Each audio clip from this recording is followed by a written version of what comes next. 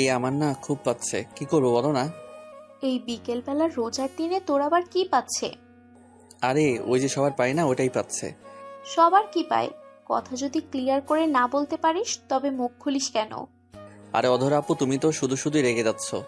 আমার ওটা পেয়েছে, ওটা যেটা সবার পায়, তবে রাতের দিকে। আমার এখনই পেয়েছে। ছি ছি ছি, তুই এত বড় অসভ্য কবে থেকে হয়েছিস? আমার সামনে এইসব কথা বলতে তোর লজ্জা করছে না? নিজের প্রিয়জনের সামনে কথা বলতে লজ্জা পেতে হবে কেন? জানো না প্রিয়জনের সামনে লজ্জা পেতে নেই? চুপ বজ্জাত ছেলে, এখনই আমার সামনে থেকে কেটে পড়, তা না হলে আমি এক্ষুনি আম্মুকে ডাকবো বলে দিচ্ছি। জেঠি আম্মুকে ডেকে কি করবে? উনি তো আসবে না এখন। আমি দেখে আসছি নামাজ পড়ছেন উনি। তুমি চুপ করে আমায় একটু দাও, আমি এখনই খেতে চাই প্লিজ। অয়নের কথাটা শুনে অধরা চমকে উঠল। হঠাৎ করে অয়ন আবার তার থেকে কি খেতে চাইছে, কিছু যেন অধরা বুঝতে পারছে না। অধরা প্রশ্নসূচক কণ্ঠে অয়নকে উদ্দেশ্য করে বলল, এই এই, তুই কি খেতে যাচ্ছিস? তোর মাথা কি ঠিক আছে নাকি পুরো খারাপ হয়ে গেছে? মাথা খারাপ হবে কেন? আমি তোমার বানানোয় দুটো বড় বড় চপ খেতে চাই, দাও না। ছি, তুই কবে থেকে এতটা অসভ্য হয়েছিস? এসব কি কথা বলছিস? মাথা ঠিক আছে তো তোর? মাথা খারাপ হবার মতো তো কিছু বলিনি, আমি ভালো কিছুই খেতে চেয়েছি। কিন্তু কেউ যদি উল্টাপাল্টা মানে বের করে তবে আমার কি করার আছে বলো? উফ, সত্যি তুই একটা যাচ্ছে তাই। আর একটু পরে ইফতার করে নিস, এখন তোকে কিছু খেতে দেওয়া চলবে না। কিন্তু আপু। চুপ, এক্ষুনি এখান থেকে বিদায় নে, বজ্জাত একটা। অধরার ঝাড়ি খেয়ে অয়ন মুখটা মলিন করে রান্নাঘর থেকে বেরিয়ে নিজের রুমে চলে এলো। অয়ন অধরার আপন মামাতো ভাই, ছোট্টবেলা থেকেই অয়ন অধরাদের সাথেই থাকে। অয়নের বাবা মা লন্ডনে স্থায়ীভাবে বসবাস করে। অয়নের বাবা মা যদিও অয়নকে তাদের কাছে নিয়ে যাওয়ার জন্য অনেক চেষ্টা করে, তবে কোনো কিছুতেই লাভ হয়নি। অয়নের এক কথা, সে অধরার বাড়ি ছাড়া আর কোথাও যেতে চায় না। অধরা অয়নের থেকে 2 বছরের বড়। অয়ন আর অধরার ভাই বোনের সম্পর্কের থেকেও বড় একটা সম্পর্ক আছে, আর সেটা হলো অয়ন অধরাকে ভীষণ পছন্দ করে, তবে সাহস করে নিজের মনের কথা অধরাকে বলতে পারে না। অধরা প্রচণ্ড রাগী একটা মেয়ে। অয়ন অধরার এই রাগকে ভীষণ ভয় পায়। সন্ধ্যার দিকে অধরা অয়নকে ইফতারির জন্য ডাকতে আসতেই অবাক হয়ে যায়।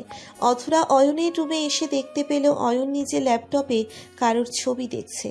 অধরা পা টিপে টিপে অয়নের পিছন থেকে এসে ল্যাপটপের দিকে তাকিয়ে যেন থ হয়ে গেল। অধরা এই দৃশ্যটা দেখবে সেটা হয়তো প্রত্যাশা করেনি। অধরা দেখতে পেল অয়ন অধরার ছবি এডিট করে অয়নের পাশে বসিয়ে দেখছে কেমন বানিয়েছে, তাও আবার লাভ ফ্রেমে। অধরা ল্যাপটপের স্ক্রিনে এমন দৃশ্য দেখে অয়নের মাথায় কাট্টা মারতেই অয়ন চমকে যায়। অধরা অয়নের দিকে ভ্রুকুচকে তাকিয়ে বলতে থাকে, কি ব্যাপার, এসব কি করছিস তুই? কোথায় কিছু করছি না তো আপু। আমি তো এমনিতেই সময় পাস করার জন্য একটু করে। মিথ্যেটা সাজিয়ে গুছিয়ে বলতে যখন পারিস না তখন বলার চেষ্টা করিস কেন? যখন সত্যিটা বুঝতেই পারছো তবে কেন মিথ্যে বলতে বাধ্য করছো? কারণ এটার পরিণতি ভয়ানক। ইচ্ছে থাকলে উপায় হবে। পাকামি না করে ইফতার করতে চলেন, আজান দিচ্ছে। অধরা কথাটা বলেই রুম থেকে বেরিয়ে যেতে লাগলো। অয়ন অধরার চলে যাওয়ার দিকে অপলক দৃষ্টিতে তাকিয়ে আছে। আপন মনে অয়ন বিধাতার কাছে এই প্রার্থনা করছে যে অধরা যেন একটিবার পিছন ফিরে তাকিয়ে একটা মিষ্টি হাসি উপহার দেয়। অয়নের ইচ্ছেটা বিধাতা পূরণ করে দিল। অধরা ঠিক পিছন ফিরে তাকিয়ে একটা মিষ্টি হাসি দিল। এই হাসিটা শুধুমাত্র হাসি নয়, অয়নের কাছে এটাই ভালোবাসা। অয়ন মনের খুশিতে অধরার সাথেই ইফতার শেষ করলো। রুমে ফিরে এসে অয়ন বিছানায় বসতেই অয়নের ফোনটা ভীষণ শব্দ করে বেজে উঠল। অয়ন ফোনটা হাতে নিতেই মুখটা ফ্যাকাশে করে ফেলল। নিধি কল করেছে। এই নিধি অয়নের সাথে সেম ইয়ারে পড়াশোনা করে। অয়নের কান এক প্রকার ঝালাফাড়া করে দিয়েছে এই মেয়ে ভালোবাসি কথাটা বলতে বলতে, কিন্তু অয়ন বরাবর এই মেয়েকে না জবাব দিয়েছে, কারণ অয়ন নিধিকে নয়। অয়ন চরম বিরক্তি নিয়ে ফোনটা পিক করতেই ওপার থেকে নিধি অয়নকে উদ্দেশ্য করে বলতে লাগলো, অয়ন জানো, আমি তোমায় কতবার কল করেছি, একটা বারও আমার কল তুমি পিক করোনি। এমনভাবে অবহেলা করছো কেন আমায়? দেখো নিধি, আমি তোমায় আর কিভাবে বলবো যে আমি তোমায় পছন্দ করি না? আমার লাইফে অন্য কেউ আছে। অন্য কেউ আছে সেটা তো আমিও জানি, কিন্তু একটা কথা অয়ন, অধরার মধ্যে কি এমন আছে যেটা তুমি আমার মধ্যে খুঁজে পাও না? বলো আমায়। আমি দেখতে সুন্দরী, আমি বড় ঘরের মেয়ে, আর কি চাই তোমার? একটা ভালো সুস্থ মন, যেটা তোমার নেই। এখন কলটা রাখছি, আমার মুডটা ভীষণ ভালো আছে। আমি চাই না আমার মুড অফ হয়ে যাক। আমি কল করলে, তোমার সাথে কথা বলার চেষ্টা করলে তোমার মুড অফ হয়ে যায় অয়ন? আচ্ছা, আমি তো তোমার বন্ধু হয়ে থাকতে পারি। সেটাও সম্ভব নয়। তোমার মনের ইচ্ছে অন্য কিছু। মুখে মুখে বন্ধুত্বের সম্পর্কে থাকার চেষ্টা করলেও লাভ নেই। দিন শেষে তোমার মনের মধ্যে সেই ইচ্ছেটাই চলে আসবে, যেটা আমি চাই না। অয়ন, বিশ্বাস করো, তুমি ছাড়া আমি আর কিছুই ভাবতে পারি না। আমার শুধু তোমায় চাই। প্লিজ অয়ন, একটু বোঝার চেষ্টা করো। Hello Ayan, hello. অয়ন নিধির কথাটা শোনার প্রয়োজন বোধ করল না। নিধির মুখের উপর কলটা কেটে দিল অয়ন। নিধি নিজের কথা আপন মনে বলেই যাচ্ছে, তবে এপার থেকে নিধির কথা শোনার কোনো ইচ্ছে কারোর নেই। অয়ন কলটা কেটে দিয়ে নিধির নাম্বারটা ব্ল্যাকলিস্টে ফেলে দিয়ে অধরার রুমে চলে যায়। অয়ন অধরার রুমে আসতেই দেখতে পায় অধরা বিছানায় বসে গল্পের বই পড়ছে। অয়নকে দেখতে পেয়ে অধরা মুচকি হেসে বলতে লাগলো, কি সৌভাগ্য আমার, জনাব আজ নিজেই আমার রুমে চলে এসেছে। তো জনাব, কী কারণে আপনার আগমন ঘটলো জানতে পারি? মানুষ তুচ্ছ তাচ্ছিল্য করে আমায় নিয়ে ভাবতেই তো আমি শকড হয়ে যাচ্ছি। আরে না, তোকে কেন তুচ্ছ তাচ্ছিল্য করব আমি? আমি তো তোর সাথে এমন করতে পারি, বল। তুমি ভাই সব করতে পারো, আমি একটা কথা জানতে এসেছি। ওহ, তো বল, কি কথা জানতে চাস? ও মা, ভুলে গেলে? ওই যে তখন বললাম না যে আমার ইচ্ছেটা যদি পূর্ণ হয় তবে কি এমন পাপ হবে সেটা? কিসের ইচ্ছে? কোথাকার ইচ্ছে? হেয়ালি না করে সরাসরি বল তো কি হয়েছে। ওকে ফাইন, সরাসরি বলছি, আমি তোমায় ভালোবাসি। এটা তো জানো তুমি। আর তোমার থেকে কোনো উপদেশও আমি শুনতে চাই না, শুধু আমার উত্তর জানতে চাই। তুমি আমায় ভালোবাসো কি বাসো না? বাহ বাহ, আজ তো দেখি জনাব ভীষণ তাড়ায় আছেন। বলি, কি হয়েছে? হঠাৎ করে ভালোবাসার ভূত মাথার ওপর ভর করলো কেমন করে? অধরা, আমি আমার উত্তর চাই। আর শোনো, আমি মজা করার মুডে নাই, আমি সিরিয়াস আছি। আচ্ছা, যদি বলি হ্যাঁ তবে কি হবে? আর যদি বলি না তবে কি হবে? আবারও মজা করছো? সত্যি করে বলবে কি বলবে না সেটা বলো। দেখ, তুই এখনো ছোট বাচ্চা আছিস। আগে বড় হয়ে ওঠ, চাকরি কর, তারপর এই সব নিয়ে ভাবা যাবে। আর যদি আমি এখনই মরে যাই তখন কি হবে? অয়নের মুখে মৃত্যুর কথাটা শুনে অধরার ভীষণ রাগ উঠে গেল। অধরা বিছানার উপর থেকে উঠে অয়নের দিকে এগিয়ে এসে অয়নের শার্টের কলারটা চেপে ধরে রাগে গজগজ করতে করতে অয়নকে উদ্দেশ্য করে বলল, একদম বাজে কথা বলবি না তুই। আর কখনো যদি তোর মুখে আমি এই কথা শুনি, তবে দেখবি আমি কি করি তোকে।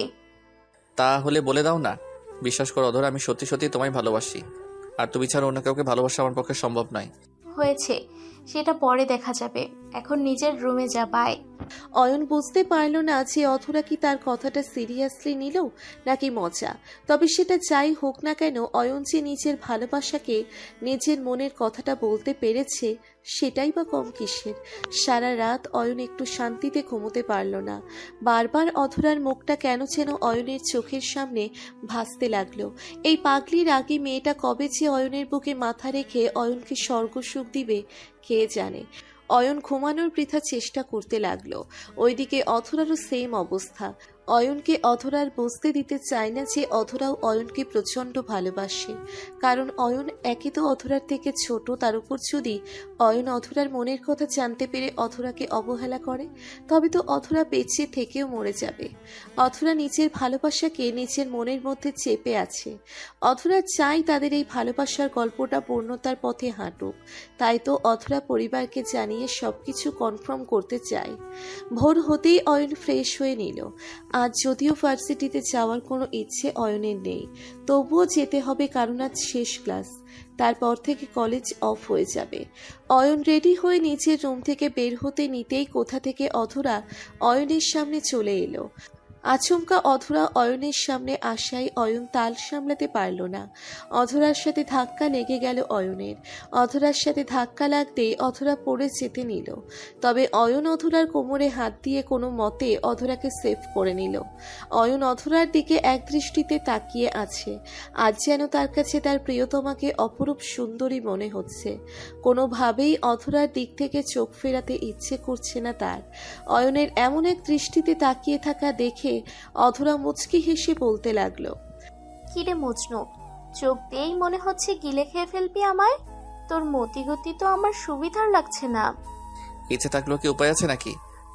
এত ইচ্ছে থাকা উচিত নয় অয়ন। ইচ্ছের ওপর লাগাম টানতে হয় অনেক সময়। যদি ইচ্ছে নেই রাইমা টানার। ফাজিল ছেলে, ছাড়, এখন আমার কাজ আছে। আর শোন, সাবধানে কলেজে যাবি, ঠিক আছে? তা ঠিক আছে, তবে আমায় আমার পাওনাটা এখনই পরিশোধ করতে হবে। মানে? অয়ন কথাটা শেষ করতেই দুম করে অধরার গালে নিজের ঠোঁট জোড়া ছুঁয়ে দিয়ে চুমু খেয়ে নিল। অধরা তো কিছুই বুঝে উঠতে পারল না। অয়ন অধরাকে চুমু খেয়ে দৌড়ে পালিয়ে গেল, কারণ অধরা যখন ঘর থেকে ফিরবে তখন অয়নের অবস্থা খারাপ করে ছাড়বে। রাগী মেয়ে বলে কথা।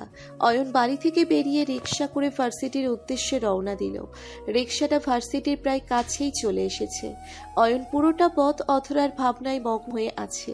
রিক্সাটা কলেজের সামনে আসতেই হঠাৎ করে অয়নের মাথার পিছনের দিকে কিছু একটা এসে সজোরে আঘাত করলো। আসলে একটা ট্র্যাক এসে অয়নের রিক্সায় এসে ধাক্কা মারে, যার কারণে অয়নের দেহটা রিক্সা থেকে ছিটকে রাস্তার ওপর পাশে গিয়ে পড়ে। অয়ন রিক্সা থেকে উড়ে গিয়ে মাটিতে পড়তেই অয়ন নিজের জ্ঞান হারিয়ে ফেলে। অয়ন ট্রাক অ্যাক্সিডেন্ট করেছে। ঘাতক ট্রাক শুধুমাত্র অয়নের রিক্সাতেই ধাক্কা দেয়নি, বরং রাস্তার অপর পাশে পড়ে থাকা অয়নের দেহটার উপর দিয়েই চলে যায়। ট্রাকের চাকার নিচে অয়নের মাথাটা পড়তেই অয়ন ঘটনাস্থানেই নিজের শেষ নিঃশ্বাস ত্যাগ করে। এটা কোনো দুর্ঘটনা নয়, বরং নিধি টাকা দিয়ে এই অ্যাক্সিডেন্ট করায়। নিধি যেই ভালোবাসা পায়নি সেই ভালোবাসা আর কেউ পাবে না। অয়নের বডি মর্গে আনার পর পুলিশ অধরার বাড়ির লোকদের খবর পাঠায়। এইদিকে অধরাও বাড়ির সবাইকে অয়ন আর তার ভালোবাসার কথাটা বলে দেয়। সবাই খুশি ছিল। এর মধ্যে সব খুশি কান্নায় রূপ নিল। অধরা অয়নের মৃত্যুর কথাটা শুনে নিজের কানকে বিশ্বাস করতে পারল না। অধরা বোবা হয়ে গেল। সবাই চিৎকার করে কান্না করতে লাগলো। অধরা নিশ্চুপ হয়ে বসে আছে। সবাই অধরাকে নিয়ে হাসপাতালে চলে গেল অয়নকে দেখার জন্য। অধরাও তাদের সাথেই হাসপাতালে এসেছে। অয়ন মর্গের পেটে নীরবে শুয়ে আছে। আজ অয়নের কানে হয়তো সবার শব্দ ঠিক আসবে, তবে ফিরবে না কোনো উত্তর। অধরা অয়নের পাশে দাঁড়িয়ে অয়নকে উদ্দেশ্য করে শান্ত গলায় বলতে লাগলো, এই অয়ন, এমন ভাবে শুয়ে থাকবি? একটু ফাইজলামি কি করতে পারিস না তুই? তোকে অনেক কথা বলেছি, শুধু একটা কথা বাদে। আজ যে কথাটা বলতে চাই, তোকে আমি কতটা ভালোবাসি জানিস? হয়তো তোর থেকেও অনেকটা বেশি। আজ আমি কান্না করছি না, কারণ আমার চোখের কোণে জল আসছে না আজ। আমার ভয় ছিল ভালোবাসা প্রকাশ করার পর দূরত্ব বেড়ে যায়। দেখ না, আজ সেটাই সত্যি হলো। আমাদের মাঝে কতটা দূরত্ব তৈরি হয়ে গেছে। অয়ন, আমি তোকে ভালোবাসি, এটা যেমন সত্যি, তোকে ছাড়া আমি বাঁচতে পারবো না সেটাও সত্যি। একটু অপেক্ষা কর, তোর প্রিয়তমাও তোর কাছেই আসছে। মর্গ থেকে অয়নের লাশ বাড়িতে আনা হলো। তারপর অয়নকে দাফন দেওয়া হলো। অয়নের মৃত্যুর পর প্রায় 2 সপ্তাহ অধরা নিজের বাড়িতেই নিজের রুমে বন্দি জীবন কাটালো। একদিন হুট করে অধরা নিজের বাড়ি থেকে উধাও হয়ে যায়। তারপর অধরাকে আর কেউ কোথাও দেখতে পায়নি। দিন দিন থেকে মাস, মাস থেকে বছর, অধরা আর কখনো ফিরে আসেনি। সবাই ধরে নিয়েছে অধরাও অজানায় পাড়ি জমিয়েছে।